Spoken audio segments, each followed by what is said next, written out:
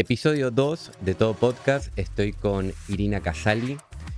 Bueno, mi papá era un hombre extraordinario, él tenía un talento. Mi mamá Liliana Educa, papá Renzo Casali, en 1969 fundan el Teatro Comuna Baires, en Buenos Aires, el Teatro Independiente Comuna Baires. ¿Qué recomendaciones le darías a estudiantes de actuación que quieren trabajar con verdad? Cada uno tiene algo que ningún otro ser humano tiene. Y también la vocación del arte es que cada uno puede expresar su voz, lo suyo. No puedo fingir las raíces de verdad, si no sería pura fantasía. La sociedad no tiene necesidad del teatro. No te puedes tirar de cabeza porque te vas a morir adentro, pero si te alejas demasiado, tu arte va a ser fría, va a ser un arte conceptual. Qué bueno que comparta esto porque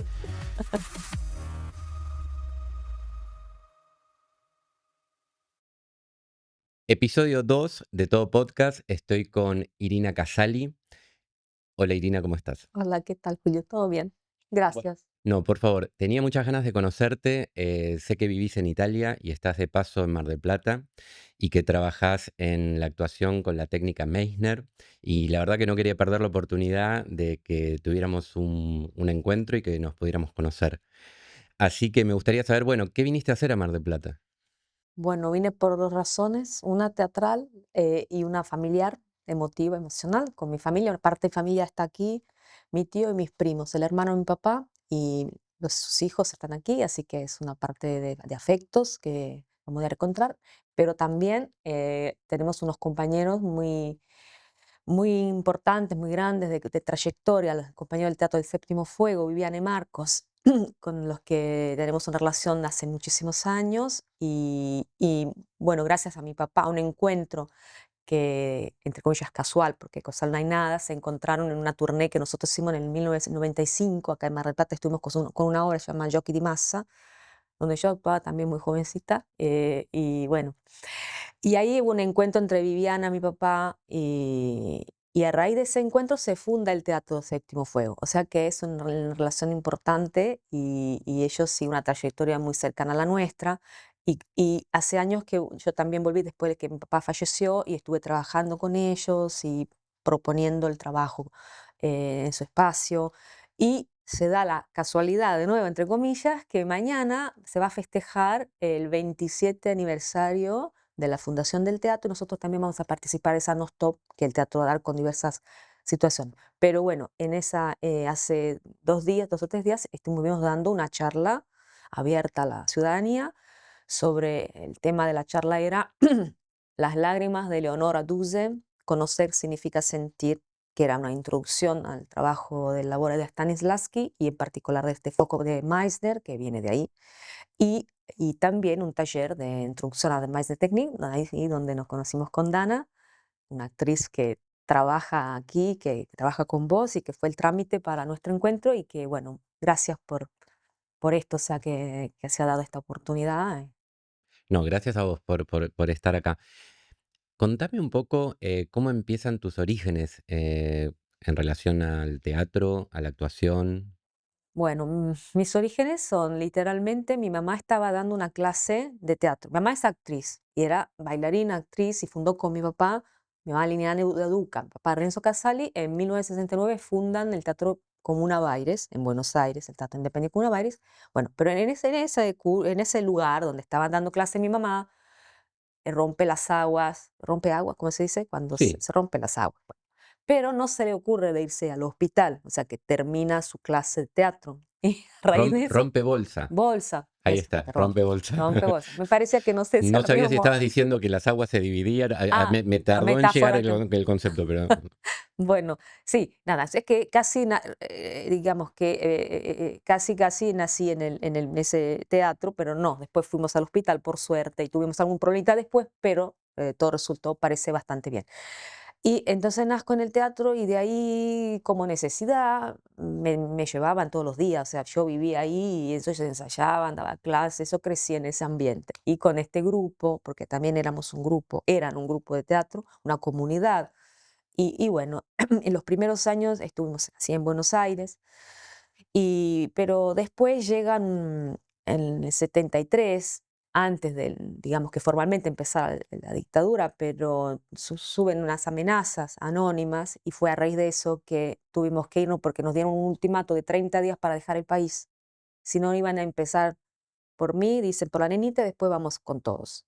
Y bueno, entonces en ese momento lo tomaron muy en serio y por suerte el año anterior habían estado en una gira en Europa, una importante gira por toda Europa, en el Festival de Nancy habían conocido unos compañeros italianos que Serena Sartori, que la quiero recordar porque es una, ya no está, pero es una amiga muy importante, una persona de teatro, también hija de Amleto Sartori, que es el que del mascarero de la comedia del arte, lo que sea la máscara, un cultor y que Ujú. hacía máscaras de lo que es la comedia del arte.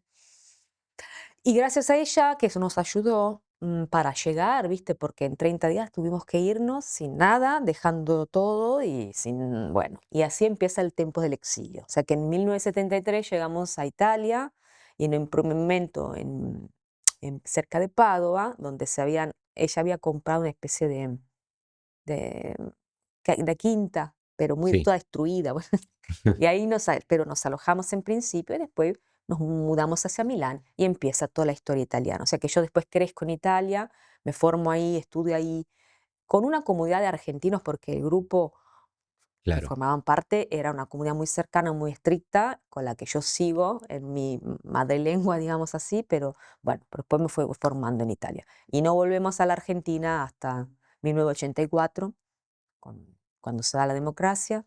Bueno, yo no, la verdad volví una vez con mi Ujú. mamá.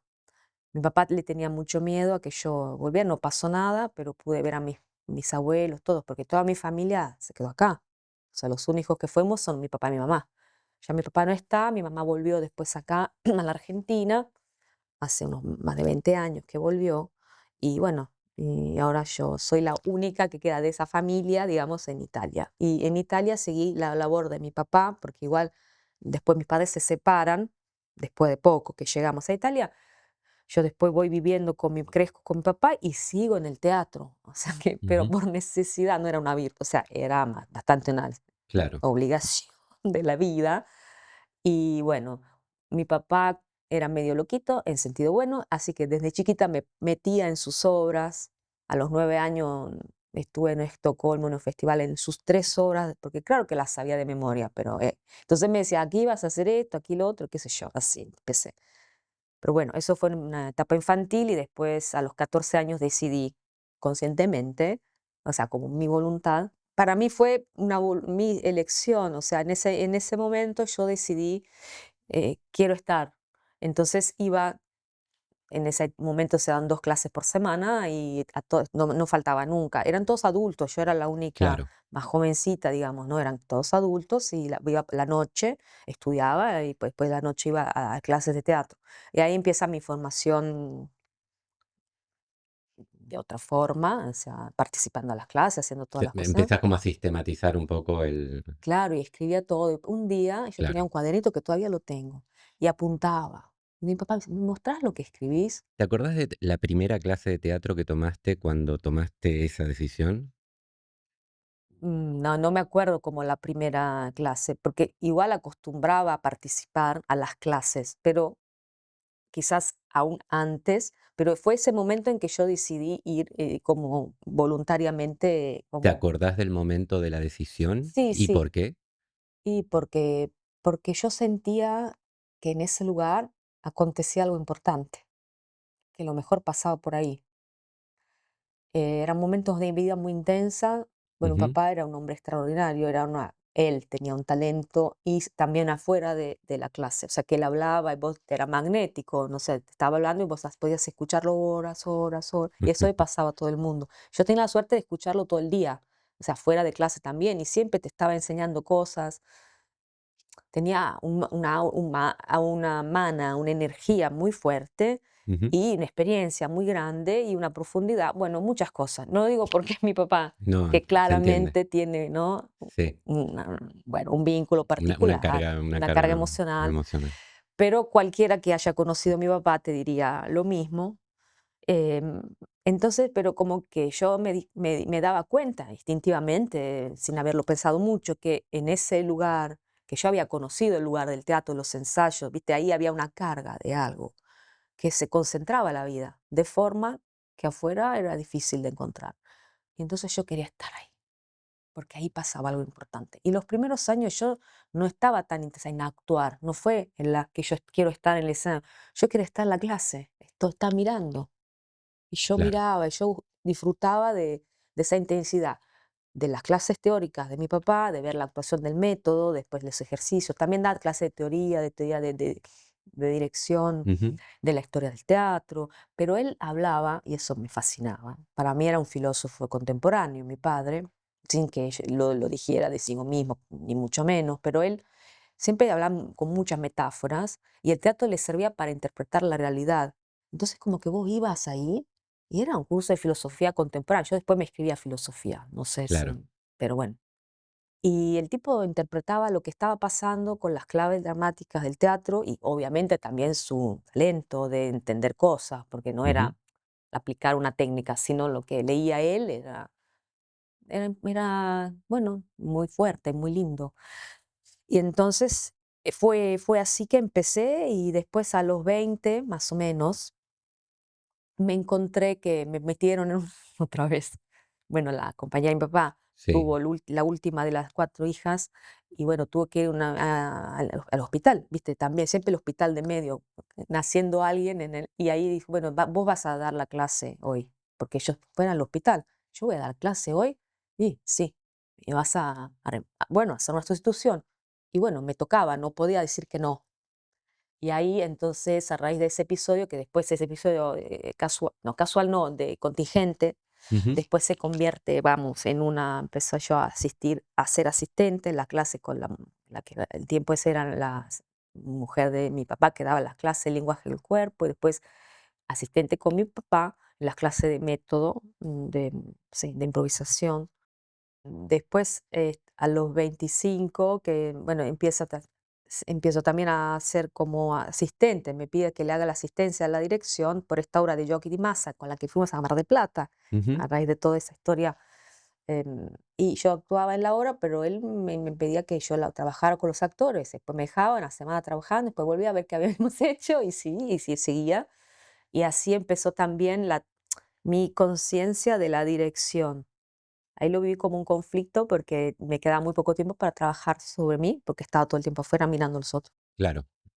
Pero ahí descubrí algo que también que es parte ahora de lo que hago, que es ayudar a los otros y estar en esa postura, no siempre en la escena, sino más bien atrás.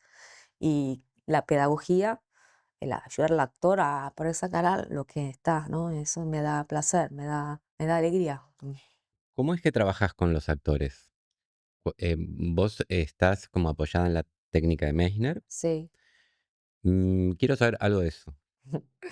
Bueno, Meissner viene de Stanislavski, obviamente, o sea, está interesado por la verdad, ¿no? Por la verdad del momento, de que aquí y ahora, cada momento, y es como esto de la improvisación, o sea, de responder a lo que acontece, o sea, que estás en la escucha abierta del otro y vas reaccionando y acomodándote todo el tiempo con lo que pasa.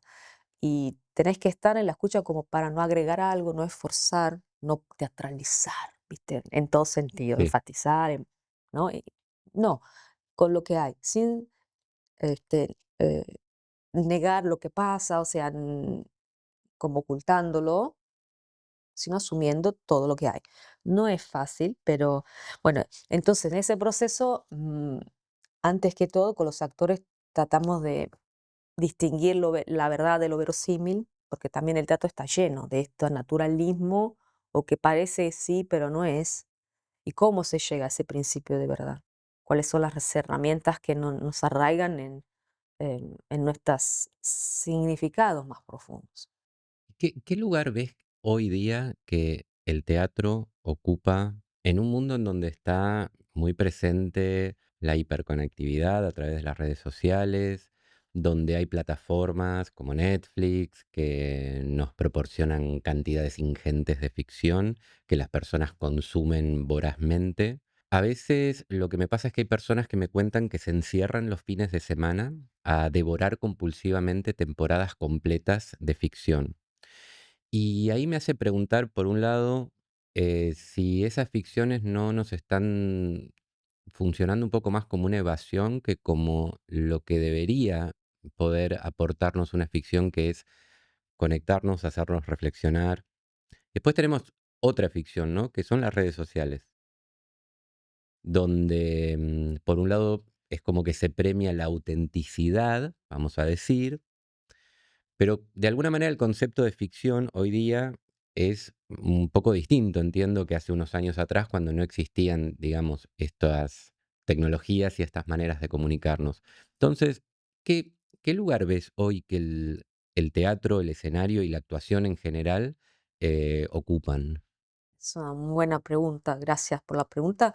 Y estoy totalmente de acuerdo con lo que estás subrayando sobre las series de esas ficciones. Justamente hay un filósofo que lo puntualiza esto y para mí está muy acertado. O sea, que el arte tiene que ver para mí con la intensidad. Te habla de la clase, ¿no? Algo que se intensifica. La ficción, esas series, no son intensivas, son extensivas. O sea, es como que disluyen lo que se concentra en una película, Ujú. o sea, película de esas buenas, Memorables. memorables, o sea, todo está intensificado, no está diluido. En vez de las series, después la primera serie, la segunda serie, la tercera, ya viste la cuarta, ya no dicen más nada, repiten un format, un esquema, pero ya no tienen ningún contenido, o sí tienen la misma que se repite igual, pero eso entonces es extensiva. El arte es intensiva. ¿Y qué palabra, no? La intensidad, hoy tan mal vista, ¿no? En más de un sentido, Sí. ¿no? Parece que como la intensidad es algo negativo. Y no, la evalúo mucho, la intensidad y la intimidad. El arte es algo íntimo y por eso me gusta mucho este espacio, que es Bueno, un gracias. no, en serio, es muy acogedor, muy íntimo, es muy íntimo. Yo creo que el arte nace de ese espacio de intimidad. Es una forma de que sea la escritura, ¿no? Donde alguien habla desde la parte más profunda, sea la forma que sea, pero te revelando, de alguna forma te estás revelando. Pero también se Mm. puede confundir con lo que vos decías sobre las redes. Claro, porque hoy día como, a ver, se confunde un poco la esfera de lo público, de lo privado y de lo íntimo, Sí, ¿no? sí, Los bordes están como desdibujados. sí. A mí me da la impresión que a veces aquellas cosas que por ahí se publican en redes no necesariamente reflejan el mundo privado o el mundo íntimo, sino como que de alguna manera lo maquillan. Sí, Entonces me pregunto cuál es el espacio que queda verdaderamente para lo íntimo. creo que estoy totalmente de acuerdo que es una mistificación o una resignificación de lo que la red hace. Eso no es íntimo, es una exhibición, como decís vos, maquillada y del ego, no del yo más alto. El ego, viste, siempre está queriendo aparentar lo que no es. Entonces, mucha mentira en las redes sociales que Claro, parecen contar algo privado. Y van por voyerismo, por esa cosa que, bueno, que siempre existió quizás de otras formas, pero no es interesante. El tema de desvelarse realmente con todo lo contradictorio que eso tiene, con toda la claro. fase oscura también, no solo luminosa y maquillada, sino Ujú, también con el otro lado de la luna, pero claro, es que los que nos hace humanos, justamente esa ser falibles, esos ser imperfectos, esos ser de carne y hueso, claro, no traslúcido. Bueno, eso ser de carne y hueso, nada te lo puede dar sino el teatro. Entonces el teatro nunca va a ser superado, aunque ocultado sí, lo van a tratar de eliminar, pero no lo van a poder sustituir por nada, porque el ser humano aquí en presencia es algo que ningún medio puede sustituir. Y siempre yo creo, más que no vamos para ese lado, más vamos a sentir inconscientemente o conscientemente la necesidad de volver al humano, a volver a lo, a lo antiguo, antiguo, no sé quizá la palabra, pero sí, sí, ¿sí? se ¿Se entiende. entiende? Sí, a lo más, sí, a lo más primitivo. Primitivo, claro, primitivo, porque somos seres que no vamos a poder terminar siendo, yo creo, Digitalizados. digitalizados. Aunque lo están intentando, ¿no? Todo el transhumanismo, todo eso. Claro, Ayer leía un artículo fascinante, por un lado, ¿no? De que van a hacer algo están haciendo híbridos ya. este, a- que las máquinas se van a cargar con energía humana. claro. ¿Leíste eso? Sí, un poco la tendencia ahora con la inteligencia artificial y con toda la evolución es como que va camino a la unión de lo digital y lo biológico. Tal vez ahora por ahí es como un poco avanzado, pero hace un tiempo atrás nos hubiera parecido algo de ciencia ficción Sí, que las computadoras puedan estar haciendo razonamiento, ¿no? sí, Este tema, ¿no? De la inteligencia artificial que ataca también directamente al lenguaje, a esto que me estás diciendo de la posibilidad de que no se pierda la conexión genuina, sí. ¿no? Entre las personas. Y, y un poco, bueno, salté a la inteligencia artificial porque hace un rato estábamos hablando de eso. No sé si vos lo ves como una especie de nueva herida narcisista, ¿no? Algo que nuevamente nos saca de la centralidad y nos hace sentir o nos hace ver, nos revela que nuevamente no volvemos a ser tan importantes como creíamos que éramos. Pero yo en ese sentido soy optimista, o sea, porque si de alguna manera nos quita cierta centralidad en cuanto a nuestra capacidad de crear y a nuestra capacidad de razonar, bueno, la pregunta será entonces, nuevamente, ¿qué es lo que nos hace a nosotros humanos? O sea, ¿cuál es nuestra verdadera esencia? Si hay una máquina que puede razonar y lo puede hacer mucho mejor que nosotros, o lo va a hacer dentro de poco tiempo, ver cuál es el último bastión que nos queda en donde nos podemos refugiar. De momento, el teatro parece que está protegido, de momento. No sé cómo lo ves vos. Sí, yo lo veo, aunque he escuchado, visto en redes, viste que ves cosas, profesor de teatro, norteamericano, por ejemplo, que sé que no, que los actores tienen que aprender a actuar en situaciones de como la usan todo tecnológico, con esos fondales, porque ya todo viene digitalizado y su Claro, actuación viene a ser parte de utilizada por las máquinas y codificada, qué sé yo, todas esas cosas sí, que por hoy un poco me resisto a entenderlo. Se ve que algo mío sí. resiste a eso. Y dice, no, eso es parte de la industria, porque los norteamericanos también tienen mucho integrado el término la industria. Pero claro, yo como Horkheimer y Adorno, para volver a otro filósofo, decía la industria cultural. Ya se hablaba de eso en los años, en principio del siglo XIX, del siglo XX, perdón. Eh, la industria cultural nunca fue el arte. Ya hubo industria cultural de otra forma. Ahora, claro, es masivo y está con este tema de la tecnología súper avanzada. Estamos en otra etapa, evidentemente. Sí. Estamos en algo que, Falta muy poco. ah, O sea, de momento, o sea, los avances son como impresionantes impresionante y rapidísimos también, ¿no? y es exponencial. Y sí, no se puede restar tampoco. Es No. imposible pensar que se vuelva atrás. Pero de otro lado, yo quizás sea un poco romántica, un poco nostálgica, todo eso junto.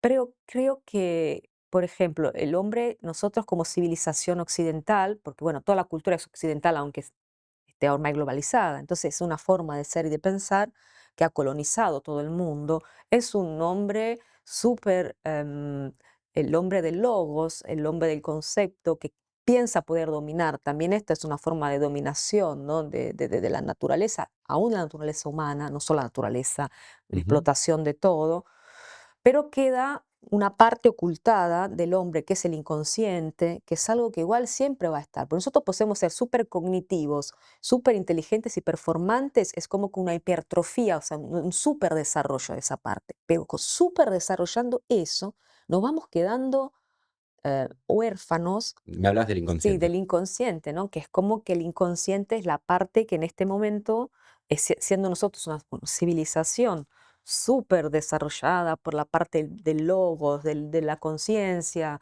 de la razón, del pensamiento, mm, estos logros de la tecnología, también de la ciencia, mm, que son poderosos y en parte geniales, van a resolver muchos problemas de todo tipo importantes, también de salud, por ejemplo, qué sé yo. O sea que no hay que quiero demonizar tampoco todo esto, ¿no? Pero seguramente hay que ver que con esta hiperfuncionalización de una parte de nuestras capacidades, ha quedado en la sombra justamente el inconsciente y otras características que son propias también del ser humano y donde yo creo el arte emerge, porque el arte emerge, bueno, Stanislavski lo decía, el arte del actor va desde la conciencia hacia lo inconsciente.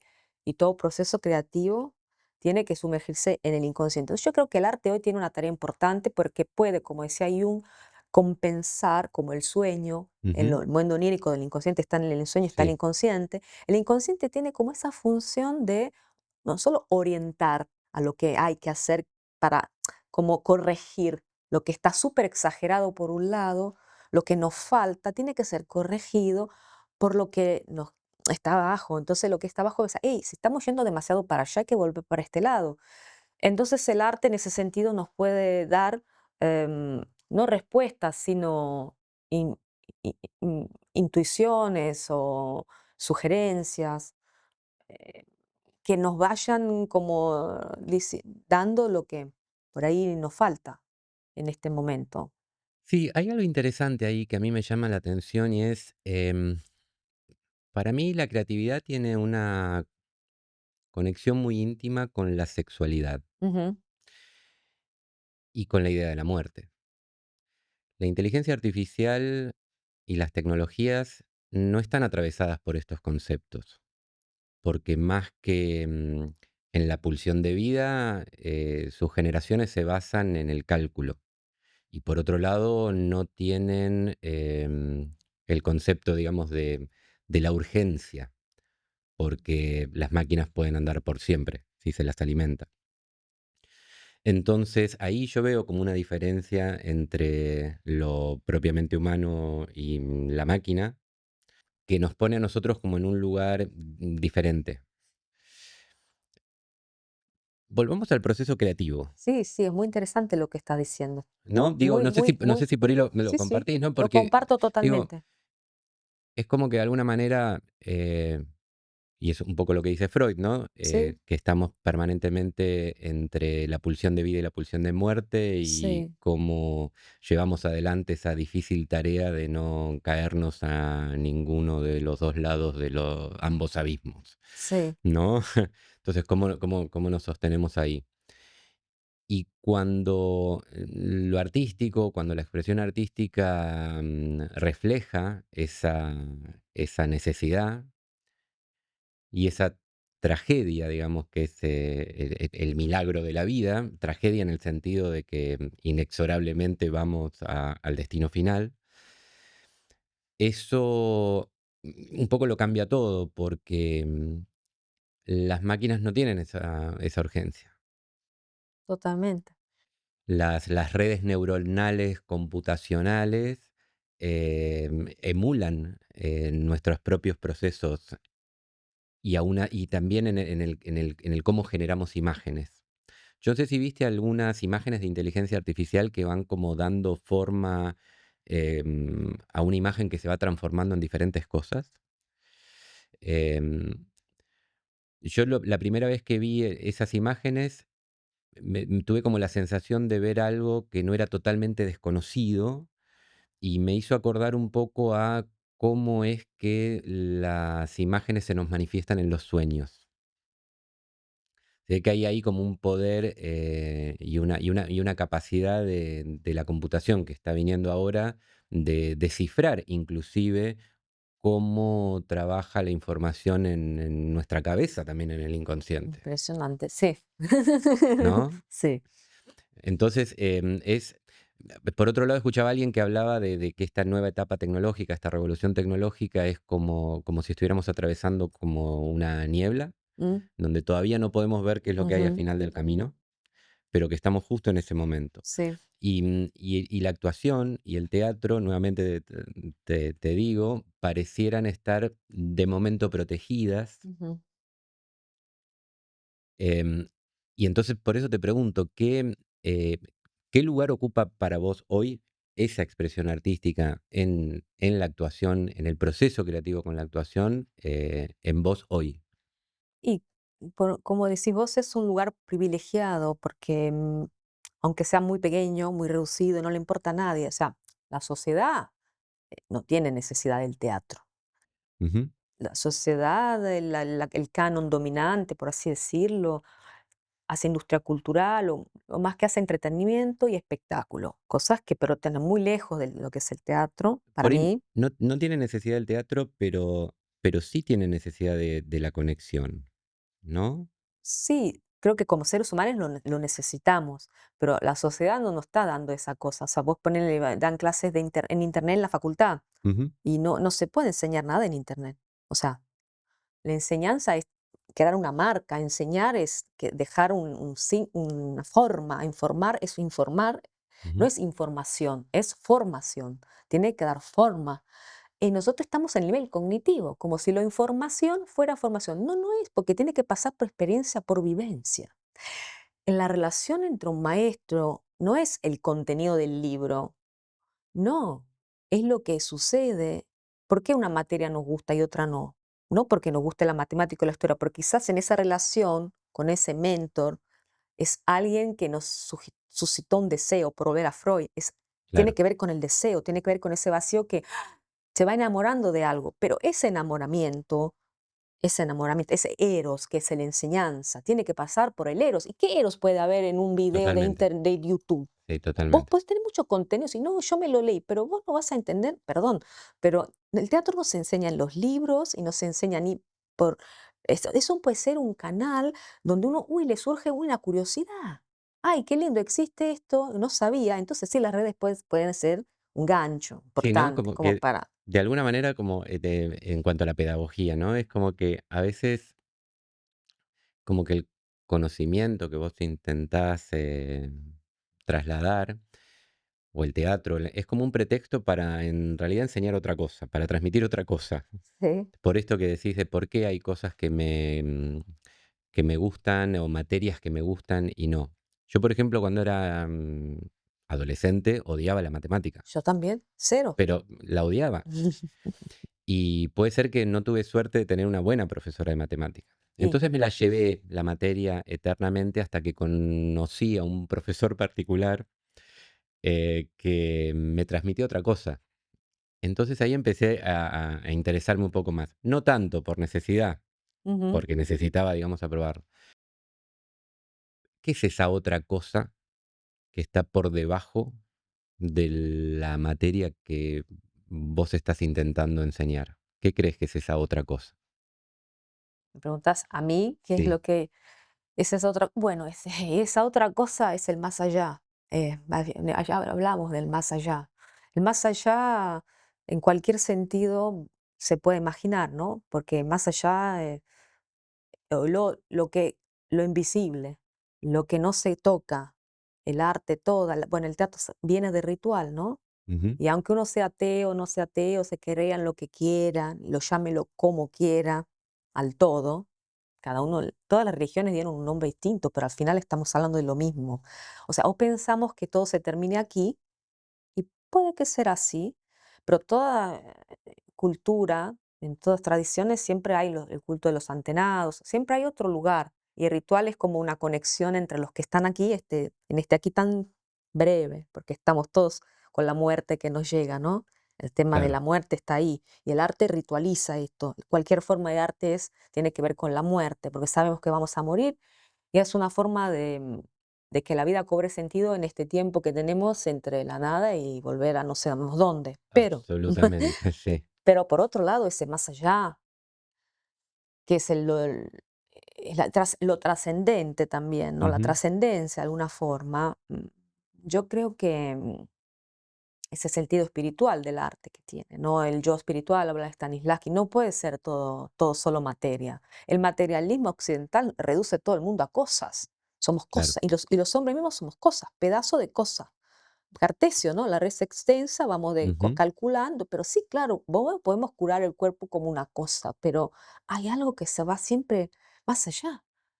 Y bueno, entonces ese más allá, eso invisible, también esa conexión que existe entre los seres, yo creo que es lo que me interesa. Lo que me interesa,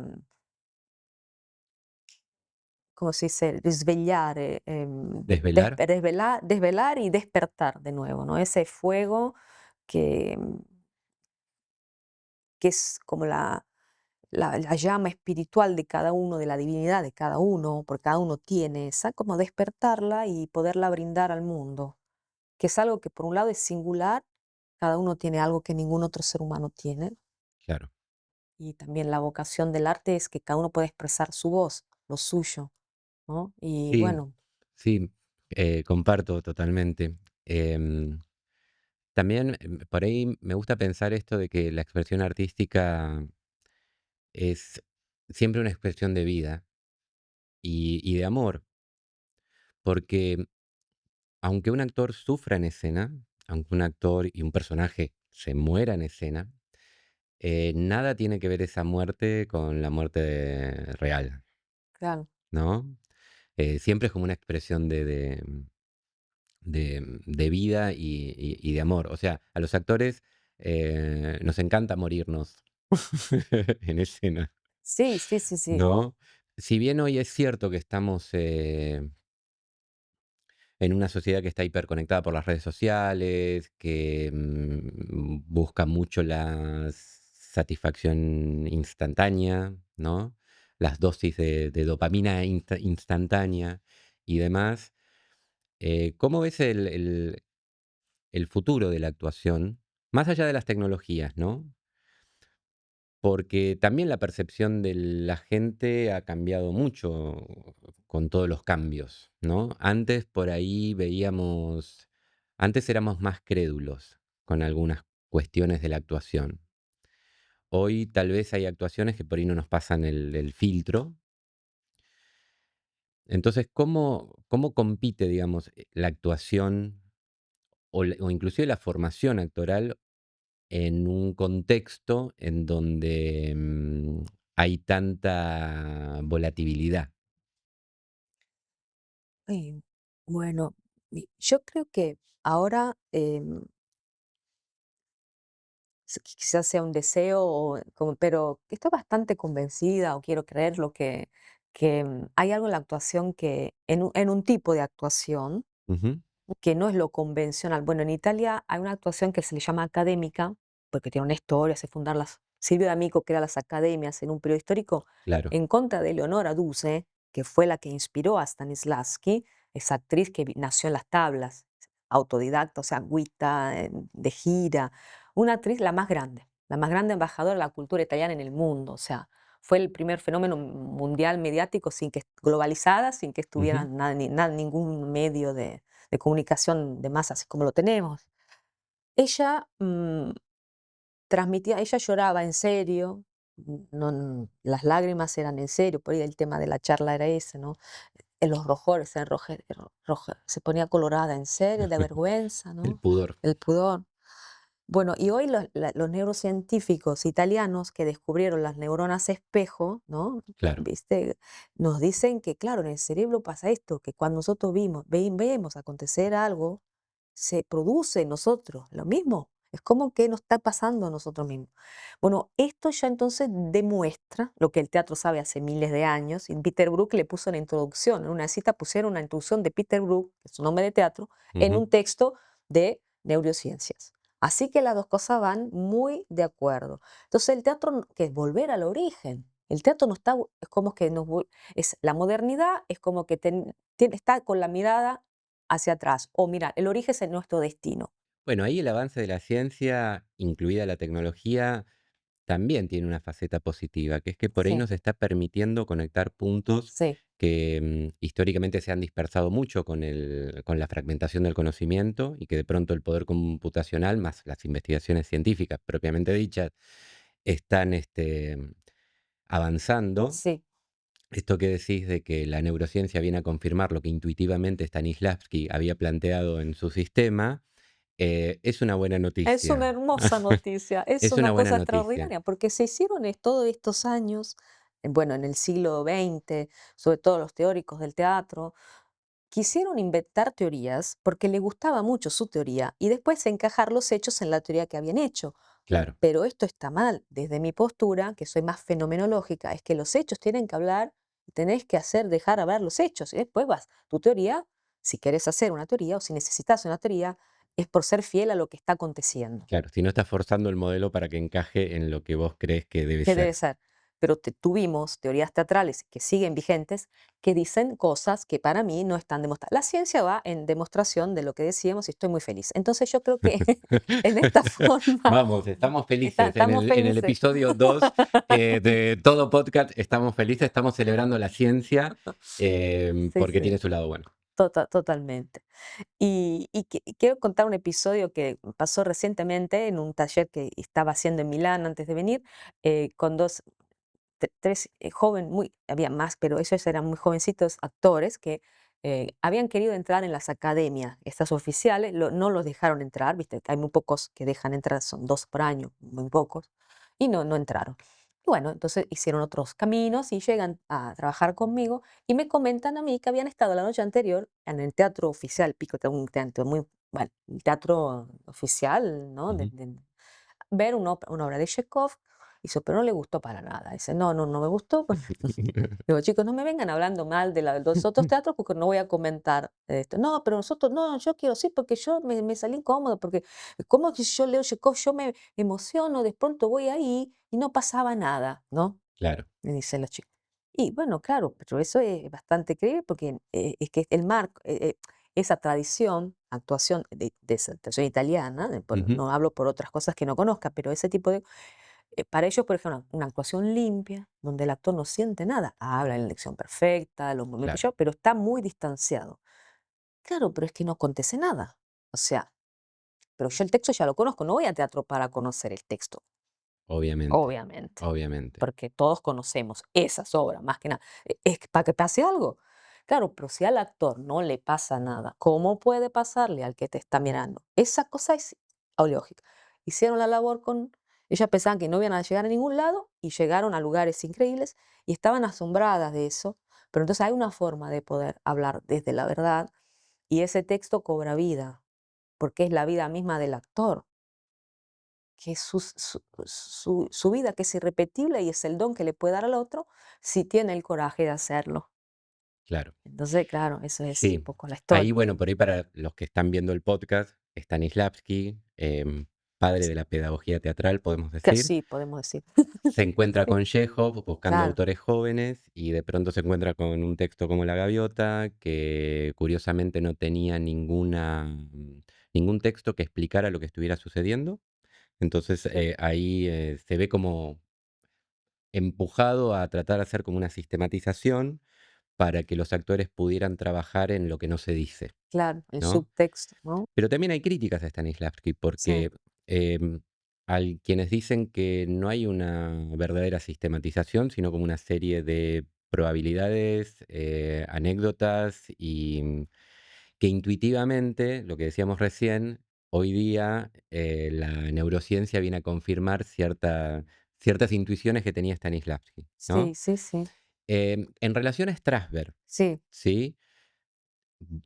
Ya que trabajas el método de Meissner, ¿tenés críticas a él?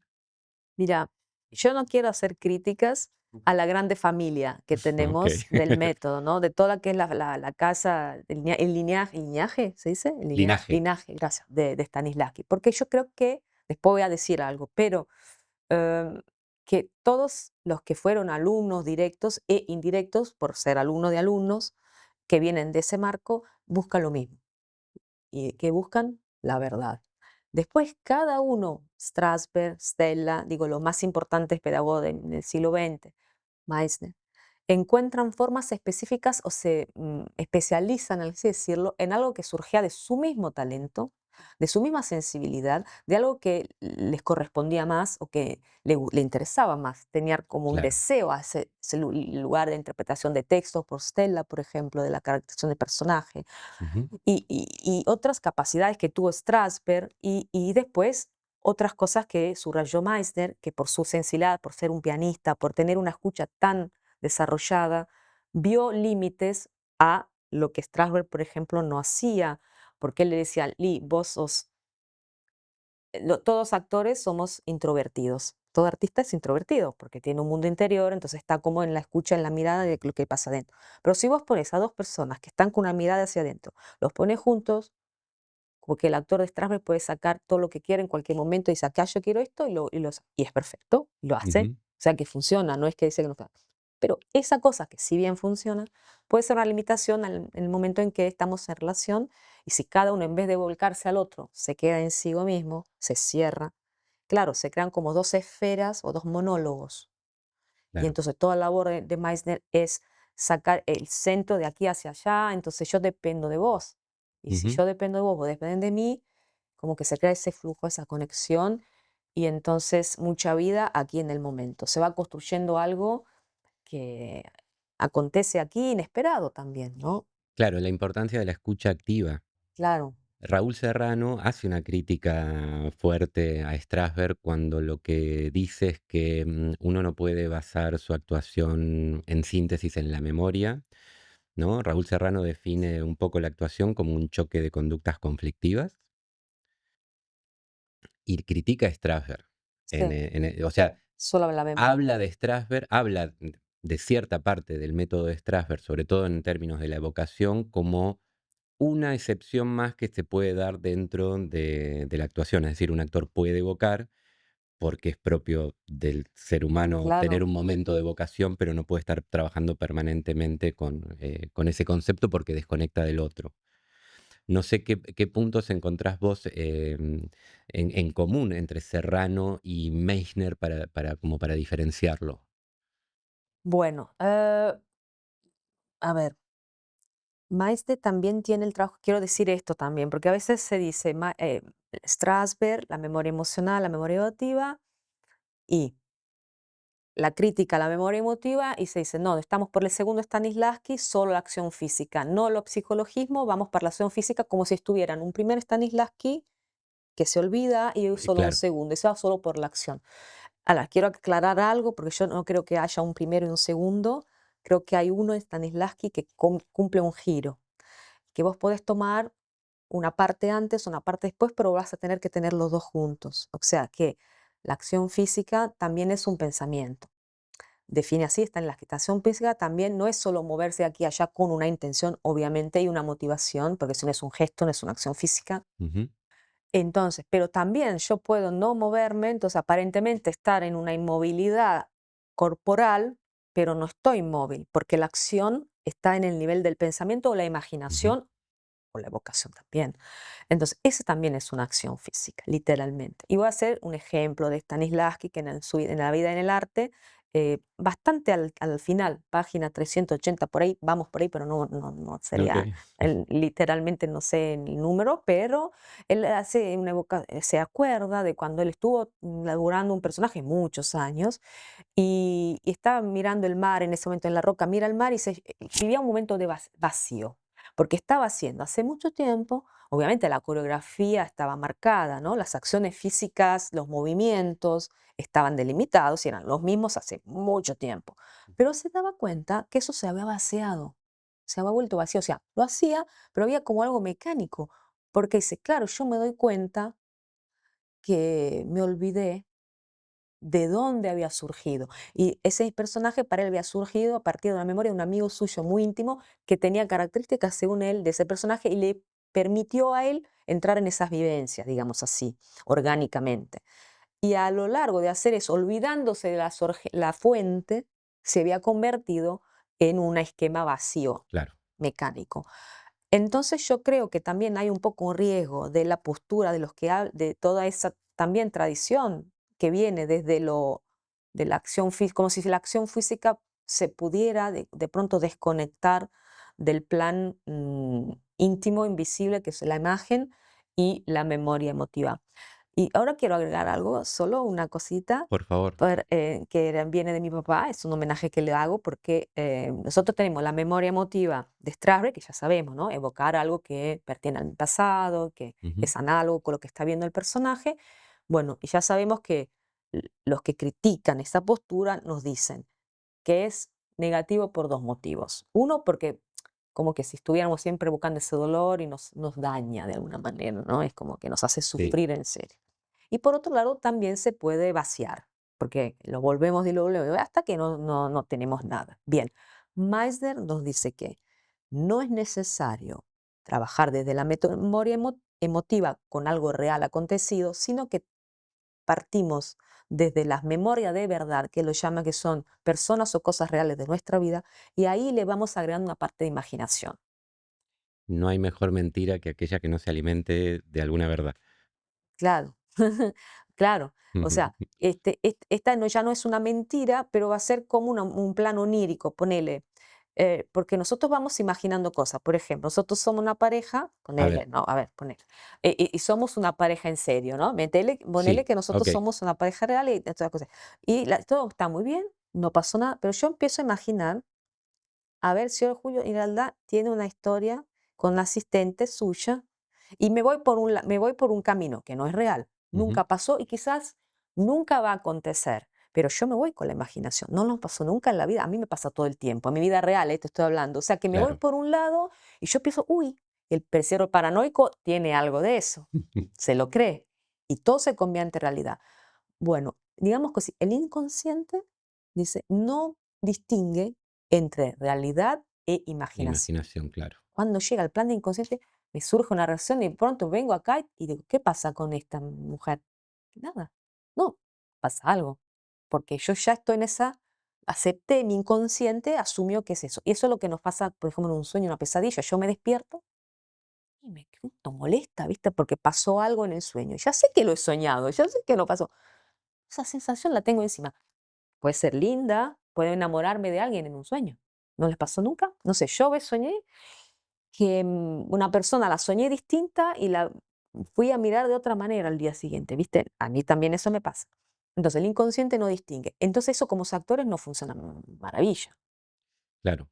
Sí, Y, sí. y termino con esto de la memoria de mi papá que quería decir, que es de Meisner, lo que dije, sobre la imaginación, sobre raíces de verdad. No puedo fingir las raíces de verdad, si no sería pura fantasía. Tengo que surgir de algo real, o sea, el sentimiento real que tenemos, la relación tiene que ser real. Y a partir de ahí voy con la imaginario y lo llevo a un lugar donde nunca estuvimos y quizás nunca vamos a estar. Entonces no hay como límite a la imaginación. La memoria tiene un límite. Después voy a lo que decía Renzo sobre recuerdo y memoria. Él distinguía entre recuerdo y memoria y llamaba recuerdo a lo que le sería la memoria emotiva. Y memoria, decía, es otra cosa. La memoria, decía él, es un hecho incumplido. Es algo que en la vida es algo que no pude hacer. Es algo que no terminó de acontecer. Es como una herida que sigue abierta, La deuda pendiente. una deuda pendiente.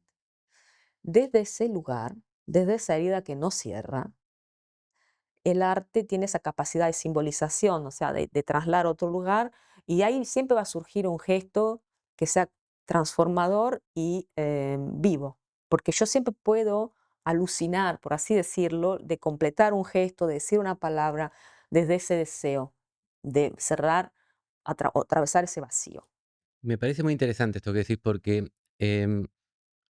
me parece que toda expresión artística, todo arte, toda construcción de personaje que no tenga como motivación alguna de estas cosas que estás diciendo, que tienen que ver un poco con, a veces con lo reparador, no tienen demasiado sentido. ¿Verdad? Lo que me pasa también con esto de ir al pasado, a veces por ahí me encuentro con actores o con actrices que dicen, no, yo con mis imágenes personales no trabajo nunca. Yo no sé si compartís esta idea, pero para mí toda obra, todo personaje es un pretexto para hablar de uno. Seguro. Qué bueno que comparta esto, porque me da muchísima satisfacción. Ujú. Y sí, Ahora, por supuesto, la pregunta es un poco más compleja, ¿quién es uno? claro, ¿No? Y después en relación al pasado, en relación a la memoria y demás, a mí, a mí, a mí se me abre ahí como siempre la idea, el pasado no existe, el futuro tampoco. Todo aquello que llamamos memoria y recuerdos en realidad tienen que ver con nuestro presente, con nuestro mundo de imágenes vigentes, que no son otra cosa que una copia de copia de copia que hemos hecho, hemos hecho con el tiempo. Me pasó no hace mucho cuando en mi imaginario, en mi, entre comillas, memoria, el patio de mi escuela primaria, yo lo recordaba, o la imagen interna que tenía era la de un gran campo de batalla donde había grandes aventuras. Años después fui a ver el patio de mi escuela y eran 2 por 2, 4 baldosas. Entonces digo, bueno, ahí la memoria, no sé dónde estaría, ¿no? Y qué importante entonces que es, en la actuación, al mismo tiempo, tener este emprendimiento del autoconocimiento, ¿no? Porque si uno va a tomar un lenguaje, pero no sabe de qué está hecho, ¿para qué? Ujú. ¿No? Claro, Digo, a veces estamos como tan desconectados de nosotros mismos, o sea, tenemos como la mirada muy puesta en el afuera y nos cuesta tomarnos ese tiempo como para tipear en nuestro Google interno disparadores y ver cuáles son esas imágenes que nos arrojan, ¿no? ¿Qué importancia le das en el trabajo que haces con actores al trabajo del autoconocimiento? uy, es todo. Es el punto de partida y el punto de llegada, como decís.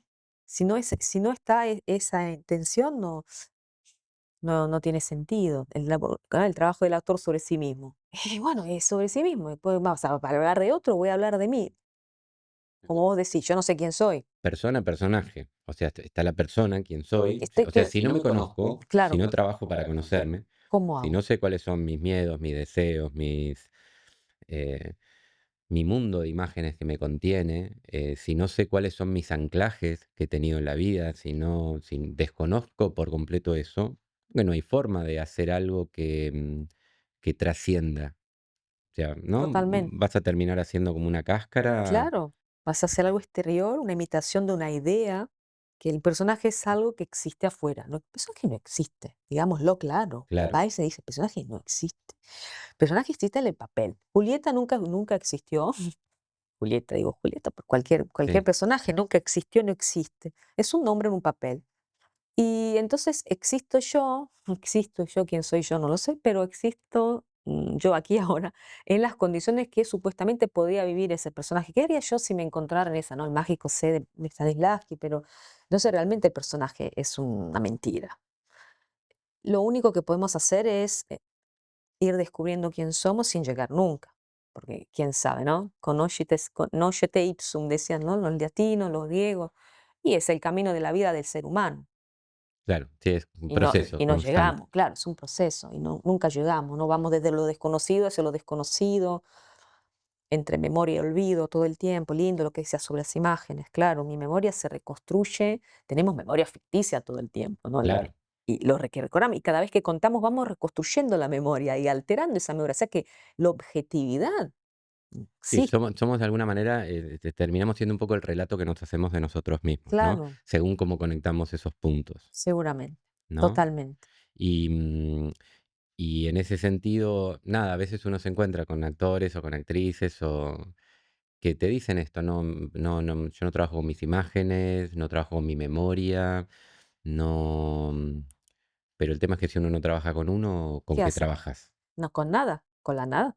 Es ¿No? que sos vacío. ¿Qué podés? No sé, además, si sos un ser humano, tenés memoria inevitablemente. O sea, las memorias surgen involuntarias, ¿no? También. O sea que, uy, Claro, nos quedamos, pasamos por un lugar, un olor, y van surgiendo recuerdos. O sea, que vienen a nosotros. Tampoco es una labor siempre decisional. ¿Y cómo haces para trabajar así? No podés. Trabajar desde la nada. ¿y qué trabajo haces vos o has hecho vos personalmente para ir autoconociéndote, desarrollando tu mundo? Digamos, algún tipo de trabajo un poco más técnico, ¿no? Porque entiendo que uno desarrolla su mundo en la medida que vive y algún tipo de trabajo técnico, te tomás unos minutos por día para escribir o cada tanto. Bueno, yo creo que la vida es la mejor escuela y, o sea, la experiencia de vida, porque para mí el teatro si no te enseña a vivir mejor y con más conciencia de que estás viviendo no sirve para nada. O sea, a mí el teatro es para, no es para ir a un escenario, no me interesa. En general yo aprecio mucho aquellas ficciones que caminan por la delgada línea que divide la ficción de la realidad, ¿no? Cuando que por ahí tiene algún punto de conexión con lo que decís en relación a Meissner, que por lo que decís entiendo que hay algo que está basado en lo real y a partir de ahí se construye un imaginario. Y con esa base real me permite tener a mí como actor una autoridad que si solo se tratara de fantasía lo que estoy haciendo no tendría de dónde agarrarme. Ningún lugar. Claro, Entonces, aquellas ficciones que caminan por esa línea delgada entre la ficción y la realidad, tienen a veces como un atractivo especial. Esa idea de que uno ve una actuación, pero realmente no puede discernir si lo que ve es un actor o una actriz actuando o si es simplemente lo que es. ¿Qué recomendaciones, y ahora te pregunto un poco más por ahí para el público de alumnos de actuación y demás, le darías a estudiantes de actuación que quieren trabajar con verdad? y trabajar con esa técnica seguramente funciona. La técnica Meissner para mí es, yo trabajé también otros, desde Stanislavski, también otras perspectivas que no las desvaloro, son importantes, pero puedo decir que la técnica Meissner es la más eficaz, concreta y rápida, para que va al punto. Yo puedo decir que en tiempo muy poco tiempo, Mm, un actor entiende por haberlo vivido, o sea, no porque es una palabra, sino porque pasa por esa experiencia, qué es algo de verdad, por qué funciona, por qué las emociones. Además se dice acting is an emotional profession, es un trabajo emocional, pero las emociones no se pueden, ¿no? Dirigir, son algo que ujú, evanescen. Entonces, por ahí va la historia de las acciones. Esa sí la podés manejar, sí, pero si no hay vivencia real, las acciones son vacías. Entonces, ¿cómo voy a una vivencia real? Y Meissner te da la clave, son los significados. Yo no puedo ir de la emoción al significado, yo puedo ir desde el significado, o sea, desde algo que es importante para mí, esas raíces de verdad. Si algo es importante, si tiene importancia para mí, significado y es profundo, eso me va a dar una emoción. Eh, Mi papá ya no está hace 14 años, pero mi papá no sigue teniendo importancia en mi vida, está en mí, es una vez de claro, verdad. Cuando yo conecto con cosas o personas importantes de mi vida, siempre van a tener una resonancia, no se va nunca a cortar ese hilo. Y desde ahí yo puedo entender em, que la actuación siempre tiene que ver con una puesta en juego, como decía, que esa línea sutil, donde algo tiene que ser importante para mí, para yo regalar mis deseos, mis temores, a un supuesto personaje. Tienen que estar arraigados en algo mío. Entonces, claro, con esta técnica nosotros lo vamos viendo muy concretamente, porque es simple. Lo que tiene de lindo esta técnica, los anglosajones son buenos en eso, que son concretos.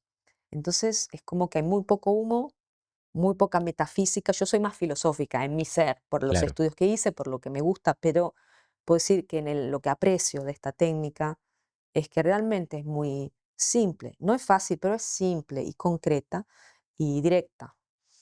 Entonces, desde ahí sí. Después, claro, cualquier tarea de autoconocimiento está bien.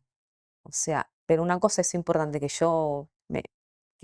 cualquier camino sea que uno entreprenda de autoconocimiento, tiene que tener un corazón ese camino.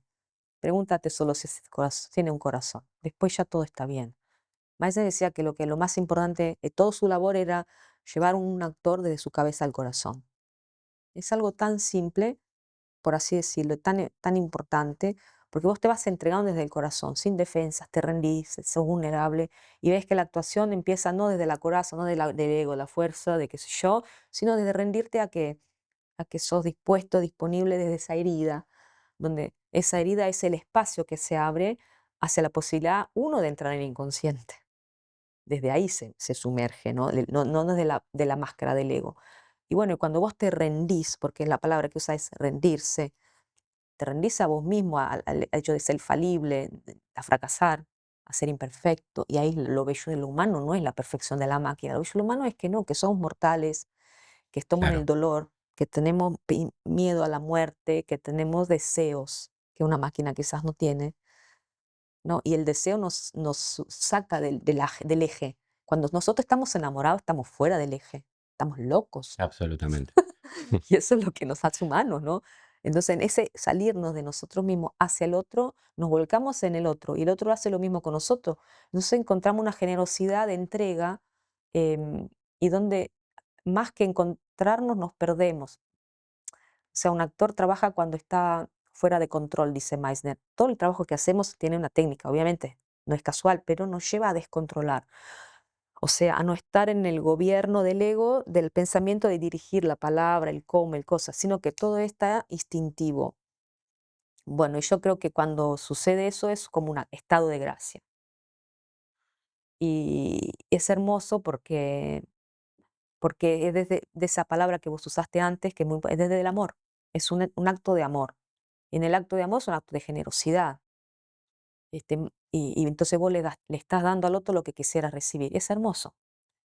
Sí, y al cual no tendríamos que tenerle mucho miedo porque a veces cuando más nos exponemos, más permitimos que el otro se encuentre en nosotros mismos, ¿no? En la medida que estamos más a la defensiva, inclusive se desdibuja la idea de esa posible verdad escénica, ¿no? Hay también hay una idea que es interesante y es que la mejor manera de estar en escena es entregarse porque paradójicamente, en la medida en que uno se expone, al mismo tiempo desaparece y es quien nos mira, quien se puede ver reflejado en nosotros, ¿no? Sí, seguramente. Y al hecho de que vos te expongas, yo me siento tu exposición y la hago mía, es en esa empatía que hay desde el lugar más profundo de nuestro ser, ¿no? Más allá de la máscara, el maquillaje, sino de nuestra punto vulnerable, que Maese también dice que el actor actuando tiene 2 años de edad. O sea, nuestra emoción antes de la palabra, infants quiere decir sin palabras, literalmente, ¿no? Porque la palabra dice él miente, el comportamiento nunca. Entonces, si nosotros mentimos con las palabras, ya sea del subtexto, ¿no? Es siempre de como que curo, puede pervertir. Dice, un gramo de comportamiento vale 1 kilo de palabras. Y bueno, entonces en el momento en que nosotros renunciamos a la palabra y nos exponemos por lo que realmente sentimos, el otro se puede reflejar en algo íntimo también de verdad, de su verdad. Claro, ¿no? A menudo las palabras camuflan la experiencia real, Sí, ¿no? sí, La disfrazan. las disfrazan. Sí. Bueno, ¿algo más que quieras decir, para cerrar? No sé, muchas cosas se podrían decir, pero bueno, bueno, agradecerte y pienso que la tarea del arte sea muy linda porque justamente a partir de esa línea que se hablaba antes de la herida o de un vacío o de algo que nos expone a esa tensión, nos puede permitir también yo diría una sanación. O sea, que tiene que ver con esa posición de simbolización que Lacan decía que la cosa, ese vacío que está ahí, ¿no? El inconsciente, el magma, diría el inconsciente Ujú, Stanislavski, ese material que no te puedes tirar de cabeza porque te vas a morir adentro, pero si te alejas demasiado, tu arte va a ser fría, va a ser un arte conceptual. Entonces, la manera de un artista para que emerja esa forma milagrosa, pero desde un material vivo, es como no negar el vacío, porque negar el vacío es como la religión que quiere mirar a otro lado, pues ya está ya el paraíso, entonces el vacío no existe. La ciencia lo quiere saturar, lo quiere saberlo todo. El arte no, simplemente bordea ese vacío, está bordeando y a partir de ese bordar ese vacío puede emerger un gesto transformativo que tiene una función curativa de sanación. claro. Em, Porque hace algo de eso, que todos tenemos dolor, todos tenemos la muerte ahí, nuestra, la de los otros, más antes Ujú. de todo la nuestra. Entonces, ¿qué hacemos de todo esto? Pues hacemos algo. Y voy a contar un episodio que me gusta contar, que de la función trascendiente del arte. Martin Sheen, el actor de, Sí, bueno, todos conocemos, grande actor, Apocalypse Now, bueno, que siempre lo agradece por esa escena del principio de la película, donde él tuvo un momento de trascendencia, ¿no? Se golpea la imagen, el espejo estaba medio, ¿no? Vamos, sí. y bueno, tiene ese momento que hace, pero cuenta otro episodio de su vida y dice, ya grande, dice, él no pudo saludar a su papá cuando se muere en la vida real, porque estaba en Australia por un trabajo y se muere improvisamente el padre en Estados Unidos y entonces por el tema de los aviones, coincidencia, no llega a tiempo al entierro. Y le queda ese hecho que no pudo saldar, ¿no? Esa memoria, esa cosa incumplida con la muerte del papá.